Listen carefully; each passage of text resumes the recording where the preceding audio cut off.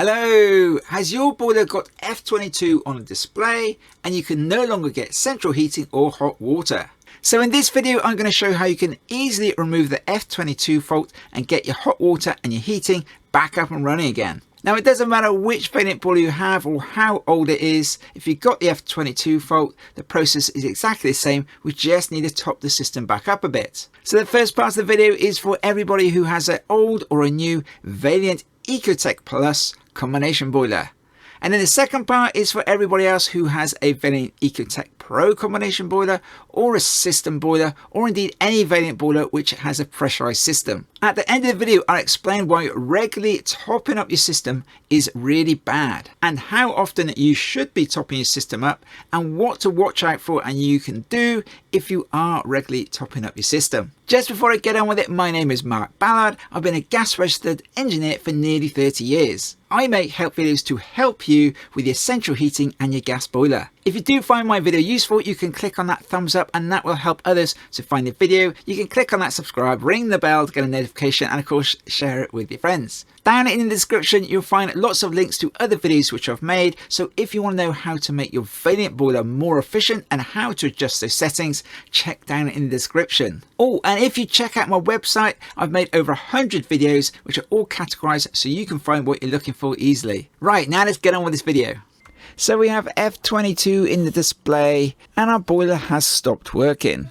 And we won't be able to get central heating or hot water until we top the boiler or the system up with water to round about 1 to 1.5 bar.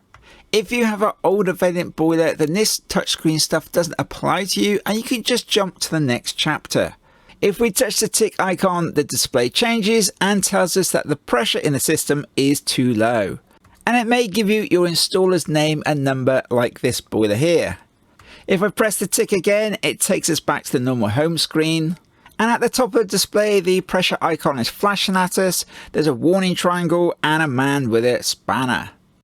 And if you look at the bottom right of your display, you'll see there's a warning triangle and the pressure in the system and on this boiler is 0.2 of a bar. Now your pressure may not be the same, it might be 0.3 or 2 or 0.1 or it might even read 0. But when it goes below 0.4, that's when we get the F22 fault, warning us that the pressure in our system is too low and the boiler stops working to protect itself. If I press the menu button in the middle, that's just showing me my hot water temperature. If I press the back arrow, that takes us back to our water pressure. Press the tick again, and then we're taken to this screen here showing us the exact water pressure in our system. And it shows us a minimum pressure of 0.8 and a maximum pressure of 2.8. Now we don't want to get the pressure anywhere near 2.8. We want to make it between 1 and 1.5 bar. Too much pressure will give us more problems. Now topping the pressure up on these combination boilers is really nice and simple. All we need to do is to go underneath the boiler and open up the two silver handles on the filling loop to top the pressure up and increase the pressure in our boiler. That's these two valves right here. That one there. And then we got one over here as well. And they both say closed on the front of them. Now I filmed this on two different boilers because this boiler here has the My Vaillant Connect, that's the smart heating control, and it just kind of obscures your view a bit, so that's why I filmed it on two different boilers. So all we need to do to top the pressure up is to open the two valves underneath the boiler. Now these handles only turn one way and they can get a little tight over time, but when they're open it looks like that. And then we want to open the second one. Now when we open the second one, we're going to hear a little bit of noise as some water starts going into the system. Then we want to keep our hand on the valve and watch the pressure rise on the display. Now I say keep your hand on the handle because we don't want to put too much pressure into the boiler. If we put too much pressure into it, that's going to give us more problems. And we don't want more problems. So keep your hand on the handle and be ready to close it when the pressure increases. Now as the water goes into the boiler and increases the pressure, the pump inside the boiler is likely to start running and that will increase the pressure in the boiler. You can see the pressure here has gone right up to 1.8 bar. So I'm going to close both the valves and just wait for the pump to stop running and the pressure to stabilize. Now the pump has just stopped running and you can see the pressure has dropped back down to 1.3 bar. So I'm just going to top the boiler up a little bit more. So open that valve, open that one, keep my hand on the valve and keep an eye on the pressure and gradually increase it up to 1.5 bar. Anywhere between 1 and 1.5 bar should be absolutely fine. Now the pressure is just about to reach 1.5. There we are, 1.5. Now we're going to close both the valves, turn them back again. Again, they only turn a quarter of a turn, and you turn them back the opposite way to the way you turn them on. And it's a nice firm solid stop when you reach the closed position. Now we can go back to our display and we can press the tick arrow on the front of the boiler. The screen changes and says water pressure OK. Then the screen changes again and it says the autumn purging function is carried out in the background. All it's doing there is getting rid of any air that might be in the boiler. And then the screen changes back to its normal home screen and there we are, that's it, we are now all done. You may find the screen changes back to the purging screen again, but that's absolutely fine because like it said, it's carrying out in the background.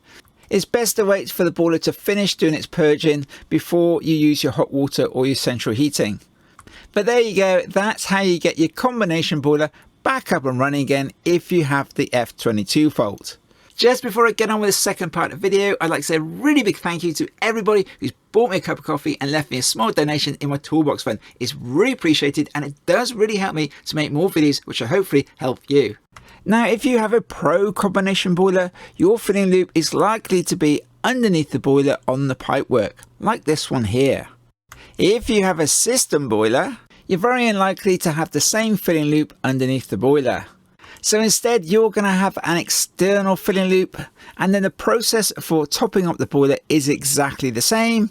You just open the two valves on a filling loop, letting water go into your system and repressurize it up to 1 to 1.5 bar. Now the only real question you'll have is where is your filling loop? Because it may not be underneath the boiler.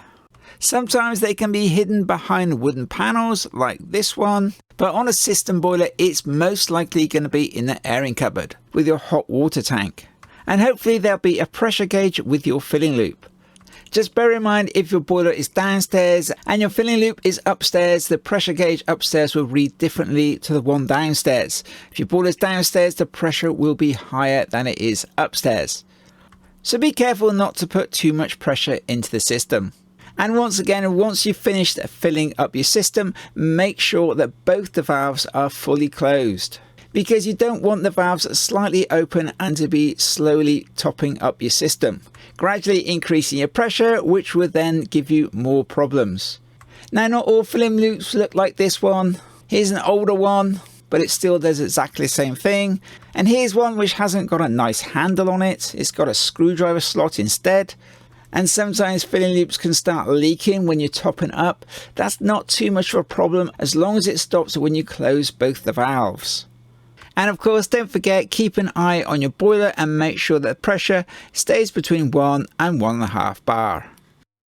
And finally, how often should you be topping your system up? Now, if you're topping your boiler up once or twice a year, maybe by about half a bar, then that is absolutely fine. But if you're topping it up more than that and your pressure is regularly going down to 0, then you most likely got a leak on your system. And the most common places I find for leaks are on radiator valves. So if you are topping up your system more than once or twice a year, have a good check around all your radiator valves. Because topping up your system regularly is really bad for your central heating system. Every time you add fresh water, you also add fresh oxygen. And that oxygen in the water rusts away your radiators. That rust turns into magnetite, which is that black stuff which sticks to everything in your system. And eventually it will kill your boiler. So if you are topping up your system regularly, get it checked out by a heating engineer.